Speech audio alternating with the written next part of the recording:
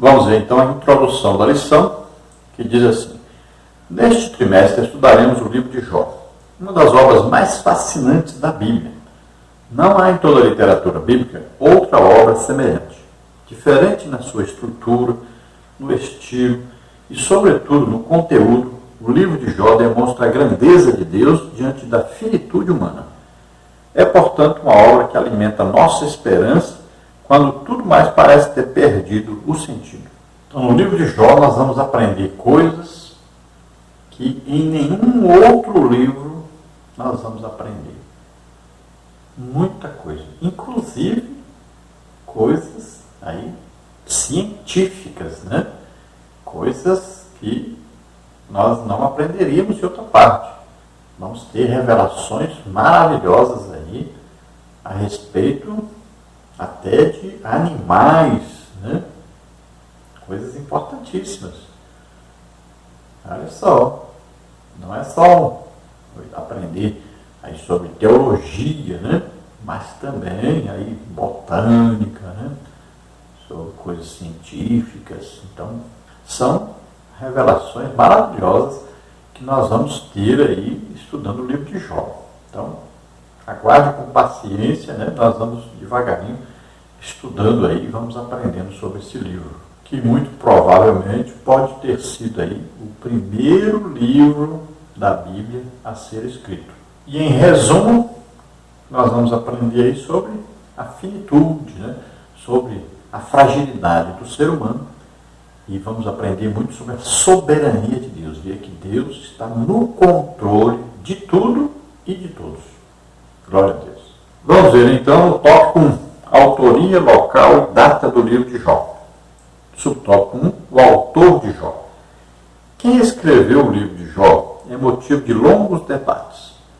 As opiniões passam por Moisés, Eliú, Salomão, Ezequias, Isaías e até mesmo Esdras. Os que não acreditam no mover sobrenatural de Deus sobre os autores bíblicos fazem do livro uma coxa de retalho. Afirmam ser ele a produção de vários autores e em diferentes épocas. Entretanto, o cristianismo histórico e conservador não tem o livro de Jó como uma ficção religiosa, mas como uma narrativa poética, inspirada por Deus e redigida por um único autor. A própria Bíblia não apresenta indicações do autor do livro, mas o fato é que o autor conhecia a forma poética e nela expressou a maior parte do livro. Então, o livro de Jó faz parte dos livros poéticos, né? É um livro que tem uma poesia maravilhosa. E se nós conhecemos Moisés, sabemos que Moisés também escreveu poesias, né? Então nós podemos atribuir aí a Moisés. Então, os estudiosos aí lutam para descobrir quem foi que escreveu, né? Pode até ter sido o próprio Jó, não sabemos. Mas, por que uma desconfiança se é Jó que escreveu? Porque ele não acusa os filhos, né? Ele só diz, se porventura pecaram, porque ele não era um homem que acusava alguém. Então, pode até ter sido ele que procurou livrar aí, né, os filhos de acusações. Mas tudo indica, conforme todos os estudiosos, a maioria de todos os estudiosos, acreditam ser Moisés o escritor. Como a lição é a primeira lição do trimestre, e tem muita coisa para falar, melhor não perder muito tempo, né, falando sobre o que os outros acreditam, sobre o que tantos escritores escreveram sobre o livro. Importante, então, é admitirmos que aquele que é mais indicado é Moisés e aceitarmos, então, como sendo Moisés o escritor do livro. No subtópico 2, nós temos aí a pessoa histórica de Jó. A Bíblia mesma atesta que Jó foi uma pessoa histórica. O profeta Ezequiel confirma que ele, de fato, foi uma pessoa real, correlacionando ao lado de Noé e Daniel, Ezequiel 14:14. Tiago, por exemplo, atesta a realidade histórica do principal personagem do livro, bem como sua autenticidade textual quando destaca a perseverança de Jó. Tiago 5,11. Também não vamos entrar em detalhes sobre algumas pessoas, alguns escritores que escreveram até que o livro de Jó é uma paródia, outros disseram que é aí uma parábola, e vai por aí afora. Mas nós não vamos entrar nesses detalhes. Importante sabermos é que a Bíblia testifica que Jó existiu realmente, era uma pessoa realmente. Como podemos comprovar isso? Veja bem, Ezequiel falou sobre 3 pessoas que foram exemplos de justiça. E aí entra o que? Noé, entra Daniel e Jó. 3 pessoas identificadas, pessoas que realmente têm escrito sobre eles, tem comprovação que existiram. Então, se escreveu sobre Noé e sobre Daniel, então Jó também é uma verdade, é uma pessoa realmente. E também, no Novo Testamento, temos a comprovação através de Tiago, irmão de Jesus, que escreveu sobre Jó como uma pessoa, um exemplo para nós. Subtópico 3, a terra de Jó. Já no início do seu texto, o livro de Jó destaca que ele era da terra de Uz, Jó 1:1. Como Jó, Uz era uma terra real. Os comentaristas situam Uz ao sul de Edom e a oeste do deserto da Arábia, se estendendo a leste, indo até Babilônia. Jeremias 4:21, 25:20.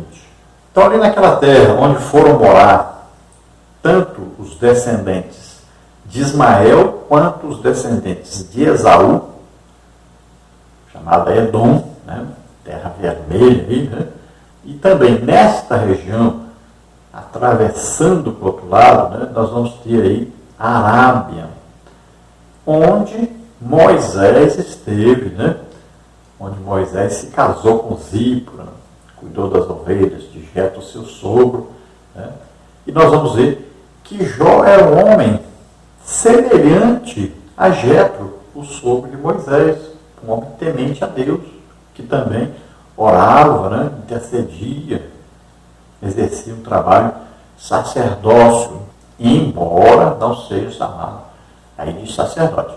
Então vamos ver que alguns homens fora do povo exclusivamente descendente de Abraão, o povo hebreu, então são alguns homens que se destacaram, podemos acreditar que esses homens eram gentios, mas com princípios de uma fé em Deus, no único Deus verdadeiro.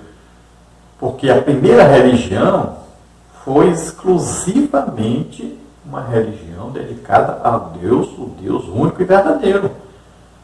Lembre-se disso. É a primeira religião do mundo.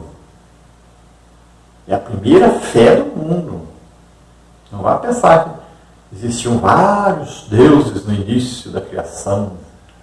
Não vá pensar aí que existiam vários povos e cada povo acreditava num Deus diferente. Não. Quem criou tudo foi um Deus só. Então, a primeira fé e o Deus legítimo era sempre adorado, venerado por todos, reconhecido por todos. O único Deus. Depois é que foram surgindo aí as idolatrias, os deuses falsos, as imaginações dos homens, devido ao pecado que foi se multiplicando. Então, aí Jó é um desses homens íntegros, extremamente justo, fiel a Deus, que temia realmente a Deus, que foi exemplo na sua geração. Subtópico 4, a época de Jó. A maioria dos comentaristas situa os fatos narrados no livro de Jó dentro do período patriarcal, Abraão, Isaac e Jacó. Dentre outros, alguns fatos contribuem para esse entendimento.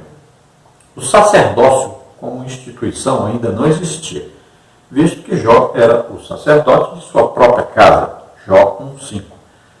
As filhas de Jó eram coherdeiras juntamente com seus irmãos, Jó 42:15. O que não era permitido pela lei mosaica, Números 27:8. A palavra hebraica kezipá significa como uma peça de dinheiro, Jó 42:11. Só aparece em outras 2 ocasiões na Bíblia. uma em Gênesis 33, 19 e a outra em Josué 24, 32. Então veja bem, no caso aí do sacerdócio, né, o sacerdócio na sua própria casa não quer dizer uma função sacerdote. Então não vamos considerar muito isso aí, porque Jó não é sacerdote, ele é o pai que ora pelos seus filhos, pela sua família, ora por todas as pessoas que precisam. Isso é uma função de todo crente, né? Então, ele não é sacerdote, ele não é reconhecido na Bíblia ou chamado de sacerdote na Bíblia. Ele exercia um trabalho de sacerdócio porque orava pelas pessoas, né? Então, qualquer pai de família que ora por sua família está exercendo um trabalho aí de um sacerdote. E se Jó viveu no tempo de Abraão, Isaac e Jacó, veja bem, ali já existia o sacerdócio, porque Melquisedeque foi sacerdote do Deus Altíssimo. Então, se Jó fosse um sacerdote, ele seria mencionado como sacerdote, tá bom? Então, esse exemplo aí do sacerdócio não serve aí. Agora, fica evidente que não era ainda tempo de Moisés, né? Devido às leis, né? Porque as filhas realmente de Jó não poderiam ser co-herdeiras ou terem a mesma autoridade que os outros irmãos na época da lei. Então, vemos aí claramente que não foi na época de Moisés, depois de Moisés, que passou a existir a lei na época de Moisés. Então, Jó pode ter vivido aí desde a época de Abraão até a época de Moisés, mas antes de Moisés, então, ser aí reconhecido, né, como uma autoridade vinda de Deus, como um mensageiro de Deus, um enviado de Deus para livrar Israel e trazer a lei ao povo de Israel. Então, está aí nessa faixa de tempo, entre Abraão e Moisés. Então vamos ver que essa palavra dinheiro usada no livro de Jó é a mesma palavra usada quando Jacó então comprou de Siquém uma parte de terras ali para pertencer, que era na verdade para fazer o sepultamento, né, de todos os descendentes de Abraão. Então, vamos ver que essa mesma palavra é usada no livro de Jó, o que pode parecer, então, que Jó viveu exatamente nessa época. Veja que agora estamos falando, então, na época de Jacó. Então, pode ser entre Abraão e Moisés, aí, qualquer uma dessas épocas, a época que Jó viveu. Tópico 2, estrutura literária do livro de Jó. Subtópico 1, prosa e poesia. O leitor que deseja ler o livro de Jó precisa dar-se conta de que diante dele há uma obra de natureza poética. Isso não torna o livro de Jó menos inspirado do que os outros da Bíblia, mas revela que ele pertence a um diferente gênero literário. Jó precisa ser lido dessa forma. A estrutura dessa obra demonstra isso. O texto é uma combinação de prosa, poesia e prosa, nessa ordem. Ele está literalmente organizado assim. Uma prosa nos primeiros capítulos, uma longa poesia no meio, mais uma prosa no último capítulo. Assim o prólogo, Jó 1:1 até 2:13, e o epílogo, Jó 42, 7 a 17. Estão em prosa. O texto intermediário em poesia, Jó 3:1 até 42:6. Então, quando vamos ler o livro de Jó, devemos entender, nós estamos lendo um livro poético, escrito em prosa primeiro, depois poesia, depois prosa novamente.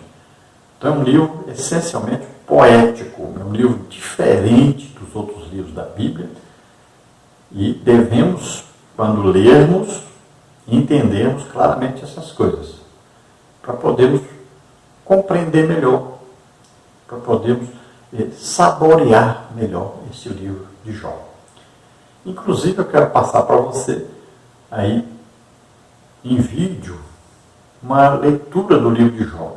Se você não tem tempo para ler o livro de Jó, ou se você acha dificuldade de ler, então escute o livro de Jó.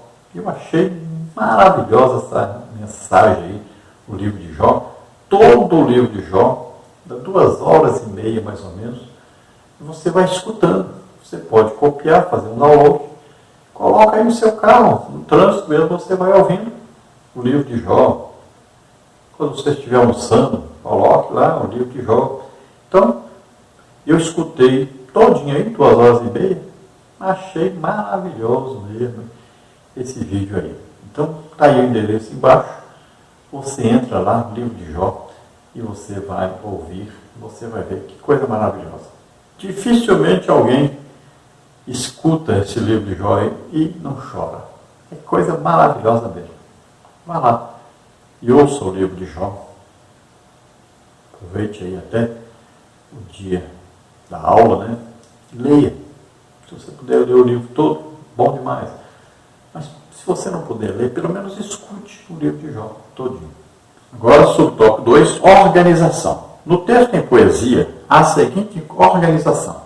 Um monólogo feito por Jó, 3 ciclos de diálogos entre Jó e seus amigos Elifaz, Bildad e Zofar, 4 outros discursos de um 4º amigo jovem, Eliú, seguido pela revelação de Deus, onde ele manifesta o seu poder e graça, e finalmente a humilhação de Jó diante da revelação divina e sua restauração completa. Então, como foi organizado o livro de Jó? Qual a organização? Então, olha bem como é que está bem organizadinho. Nós vamos ver que começa o livro Jó falando, né? É ele que vai falar primeiro. E aí é um monólogo. Ele está falando, não está falando com ninguém. É ele mesmo falando. E nós vamos entendendo alguma coisa sobre Jó. Depois nós vamos ver aí 3 ciclos, né? 3 partes de Jó falando agora com seus amigos. Seus 3 amigos. Elifaz, Bildad e Zofar. Depois nós vamos ver um jovem amigo de Jó, que entra aí com 4 discursos, né? Esse amigo é o Eliú. Depois nós vamos ver a revelação de Deus para Jó. Então Deus se revela a Jó. Depois nós vamos ver a humilhação de Jó diante de Deus. Então Deus manifesta então sua graça, seu poder, sua misericórdia. Depois nós vamos ver então o arrependimento de Jó, a humilhação de Jó, o reconhecimento de Jó de sua pequenez. E depois nós vamos ver a restauração de Jó. Vamos ver aí Jó orando, né, pelos seus amigos e recebendo a restauração da sua vida. Agora na parte material em dobro, na parte espiritual não existe como medir, né, o crescimento que ele teve. E além disso, os seus filhos muito melhores do que os que tinha antes. Agora, subtópico 3, abundância de figuras de linguagens. O livro é rico em metáforas. Esse recurso estilístico é usado pelo autor bíblico quando ele quer dar mais expressividade, maior vivacidade ao texto. O autor almeja que seu texto seja colorido ao invés de preto e branco. Jó, por exemplo, usa a figura do vai e vem do tecelão para demonstrar a brevidade da vida. Jó 7,6, confere aí o vento, né? Jó 7,7, nuvem 7,9, sombra 8,9, 14,2, uma corrida, uma águia, uma flor 9,25, 26, 14,2. No livro também há o recurso estilístico de paralelismos, onde os elementos literários repetem-se na mesma ordem. Então o livro de Jó tem aí uma abundância, né, de coisas que vai chamar a atenção nossa, que vai fazer com que a gente entre na história do Jó, vai fazer com que a gente fique assim maravilhado, né? Vai fazer com que a gente pareça que a gente está lá dentro, está vivendo aquilo que Jó está passando. Então ele vai usando aí figuras de linguagens, né? Paralelismos, vai usando toda a forma poética para envolver a gente no livro, envolver a gente na vida dele, entrar mesmo na vida dele, sentir um pouco do que ele estava sentindo e depois ficar aliviado, né? Como ele ficou. Então é um livro que a gente participa mesmo ativamente dele. Ele chama a atenção, ele atrai a gente. Então são metáforas bem aplicadas, bem usadas para que a leitura seja bem atraente e a experiência dele possa passar para nós, nós podemos crescer também no conhecimento de Deus.